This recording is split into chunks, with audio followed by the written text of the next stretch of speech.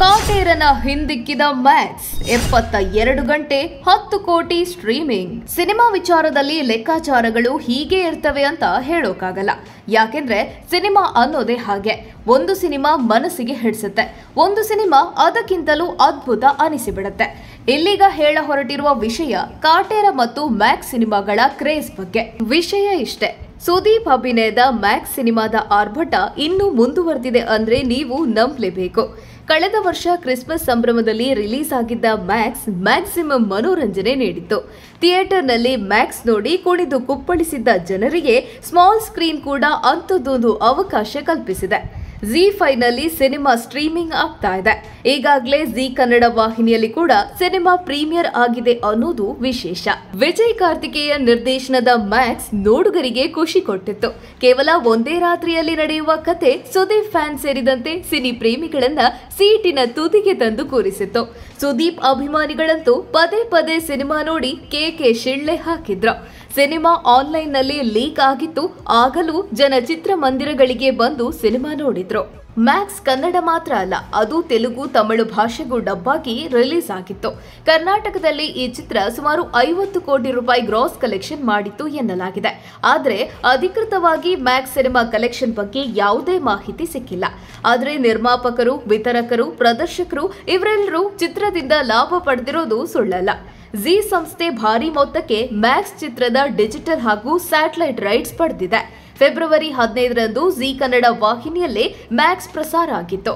ಅಂದೇ ZEE5 OTTಗೆ entry ಆಗಿತ್ತು. ಕೇವಲ 72 ಗಂಟೆಗಳಲ್ಲಿ 10 ಕೋಟಿ ಸ್ಟ್ರೀಮಿಂಗ್ ಮಿನಿಟ್ಸ್ ಕಂಪ್ಲೀಟ್ ಮಾಡುವ ಮೂಲಕ ದಾಖಲೆ ಬರೆದಿದೆ. ಒಟ್ಟಾರೆಯಾಗಿ ಜನ ಎಷ್ಟು ಹೊತ್ತು ಸಿನಿಮಾ ನೋಡಿದ್ದಾರೆ ಎನ್ನುವ ಒಟ್ಟು ಲೆಕ್ಕ ಇದು. 2.5 ವರ್ಷದ ಹಿಂದೆ ವಿಕ್ರಾಂತ್ ರೋಡ ಸಿನಿಮಾ ಕೂಡ OTTಯಲ್ಲಿ ಸಖತ್ ಸದ್ದು ಮಾಡಿತ್ತು. ZEE5 ನಲ್ಲೇ ಸ್ಟ್ರೀಮಿಂಗ್ ಆಗಿದ್ದ ಈ ಚಿತ್ರ ಕೇವಲ 24 ಗಂಟೆಗಳಲ್ಲಿ 50 ಕೋಟಿ ಸ್ಟ್ರೀಮಿಂಗ್ ಮಿನಿಟ್ಸ್ ವೀಕ್ಷಣೆ ಕಂಪ್ಲೀಟ್ ಮಾಡಿತ್ತು. ZEE5 ನಲ್ಲೇ ಬಂದಿದ್ದ ದರ್ಶನ್ ನಟನೆಯ ಕಾಟೇರ 5 ದಿನಗಳಲ್ಲಿ 10 ಕೋಟಿ ಸ್ಟ್ರೀಮಿಂಗ್ ಮಿನಿಟ್ಸ್ ವೀಕ್ಷಣೆ ಪೂರೈಸಿತ್ತು.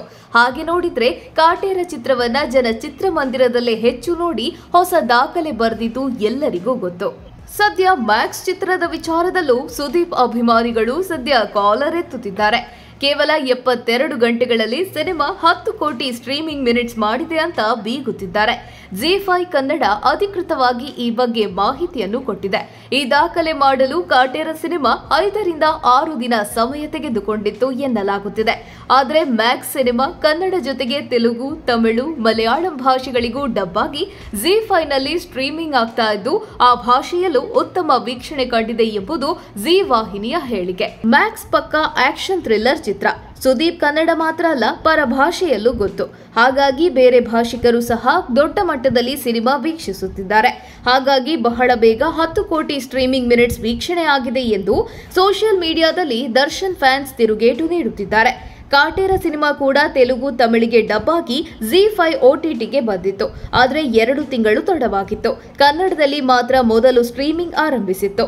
ಒಟ್ಟಾರೆ ಮ್ಯಾಕ್ಸ್ ಸಿನಿಮಾ OTTಯಲ್ಲಿ ಕೂಡ ಸದ್ದು ಮಾಡುತ್ತಿರುವುದು ಸುದೀಪ್ ಅಭಿಮಾನಿಗಳ ಖುಷಿಗೆ ಪಾರ್ವೇ ಇಲ್ಲ. ಚಿತ್ರಮಂದಿರದಲ್ಲಿ ಮ್ಯಾಕ್ಸ್ ನೋಡಿದವರು ಸಹ ಮತ್ತೆ OTTಯಲ್ಲಿ ನೋಡಿ ಸಂಭ್ರಮಿಸುತ್ತಿದ್ದಾರೆ.